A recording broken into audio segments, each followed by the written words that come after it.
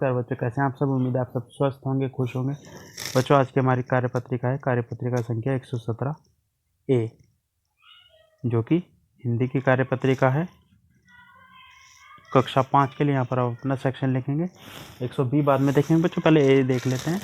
तारीख है आज की 25 नवंबर 2021। पाठ्य पुस्तक का नाम रिमझिम और पाठ का नाम स्वामी की दादी। विद्यार्थी यानी आपका नाम यहाँ पर और आपके टीचर का नाम यहाँ पर आएगा। प्यारे बच्चों, आपने पाठ स्वामी की दादी पढ़ा, जिसमें स्वामीनाथन और उसकी दादी रात को सोने से पहले बहुत सी बातें करते थे और अंत में बात करते करते सो जाते हैं। नीचे पाठ स्वामी की दादी से कुछ वाक्य लिए गए। इन वाक्यों को बोलकर पढ़िए और कहानी के अनुसार उन्हें सही क्रमांक दीजिए। उसके बाद उन्हें क्रमानुसार अपनी कॉपी में भी लिखिए। तो पहले ये सभी कहाँ कहाँ पर आएंगे, ठीक है बच्चों। तो बच्चों, पहले नंबर पर है ओ दादी तुम नहीं जानते राजम कितनी ऊंची चीज़ है। पहले नंबर पर हो गए। दूसरे देखिए, दादी भी रुक रुक कर बोलने लगी और वह भी सो गई, यानी ये सबसे आखिरी की लाइन है, 6 नंबर की लाइन, ठीक है। अब बचते हैं बाकी 4। अब इनमें देख लेते हैं कौन कहाँ पर आएगा। तो सबसे पहले है बच्चों, अरे नहीं उसे 100 में से 90 मिलते थे, यह आएगा दूसरे नंबर पर, ठीक है।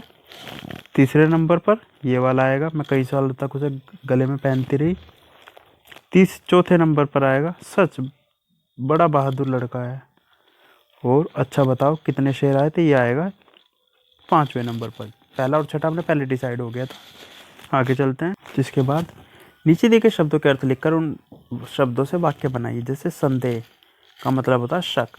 स्वामी की दादी को राजम पर संदेह था कि राजम शेर को कैसे मार सकता है। तो यहाँ पर संदेह का मतलब होता है शक करना। प्रसन्नता मतलब खुशी।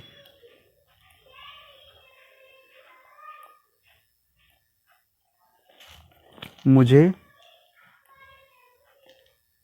बहुत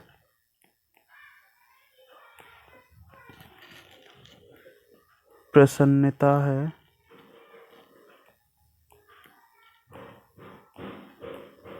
कि तुम जीते। तीसरा उत्साह। उत्साह का अर्थ क्या होता है? उत्साह का मतलब हो जाता है बच्चों हौसला या उमंग, है ना। अब देखो, ये मैं इसे मिटा रहा हूँ ताकि जगह बन जाए लिखने के लिए। अब तक आपने ये लिख लिया होगा पहला वाला, उत्साह। राजम बड़े उत्साह से बोला। ये हो गया। तो तीसरी लाइन, अधीर। अधीर का मतलब होता है, अधीर मतलब परेशान।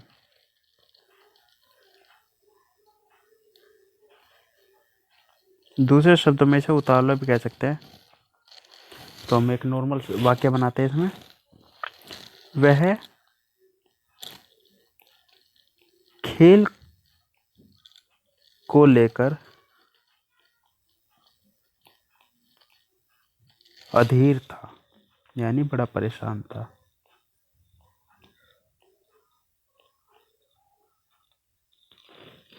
ये हो गई लाइन। आगे, चकित। चकित मतलब भौचक्का रह जाना।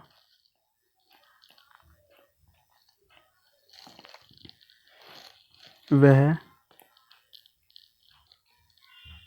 शेर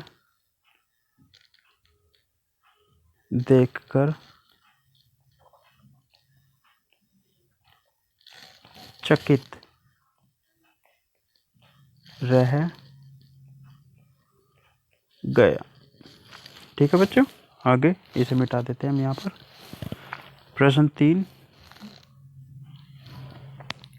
नीचे आपके लिए कुछ वाक्य लिखे हुए। इन वाक्यों की सहायता से कहानी को आगे बढ़ाइए। एक गांव में कृष्णा नाम का एक किसान रहता था। वह बहुत बूढ़ा हो गया था। उसने सोचा कि वह अपने खेतों को गांव के सबसे समझदार व्यक्ति को देगा। इसके बाद कहानी आपको बढ़ानी है, कोई भी 5 या 6 लाइनों में कहानी को आगे बढ़ाकर उसे ख़त्म कर देना है। आगे चलते हैं।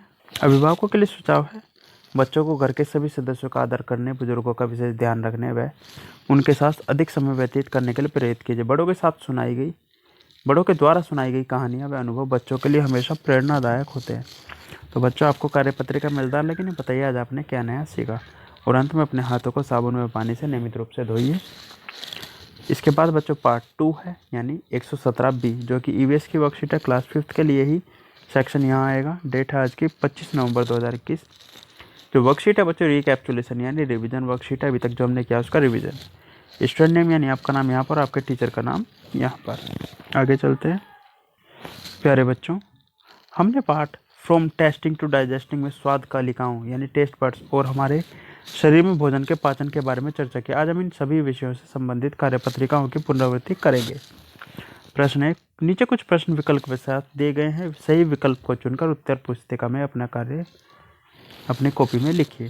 प्रश्न क, किसी व्यंजन का स्वाद पता लगाने के लिए हम प्रयोग करते हैं किस चीज़ का? जीभ का। अपचित भोजन को शरीर से बाहर किसके द्वारा निकाल दिया जाता है? मल द्वार के द्वारा। ग, किसके द्वारा भोजन पेट में जाता है? ग्रास नली के द्वारा। निम्नलिखित में से किसे हम उसकी गंध से नहीं पहचान सकते? पानी को। किसी व्यंजन का स्वाद पता करने में हमारी मदद करती है, स्वाद के लिए कौन मदद करता है? स्वाद कलिकाएं, टेस्ट बड्स इंग्लिश में बोलते हैं। आगे अब देखिए बच्चों, नीचे दिए गए प्रश्न के उत्तर अपनी कॉपी में लिखिए। पाचन तंत्र में बड़ी आंत का कार्य अपनी कॉपी में लिखिए। बड़ी आंत क्या काम करती है? तो जो बड़ी आंत कहाँ गया? बड़ी आंत का क्या काम होता है? जो भी भोजन है उसमें से पानी को अवशोषित कर लेना।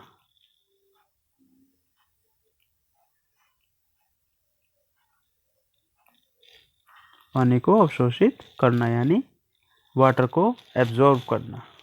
आगे, शरीर में पाचन तंत्र का क्या कार्य होता है? पाचन तंत्र का क्या कार्य होता है बच्चों? भोजन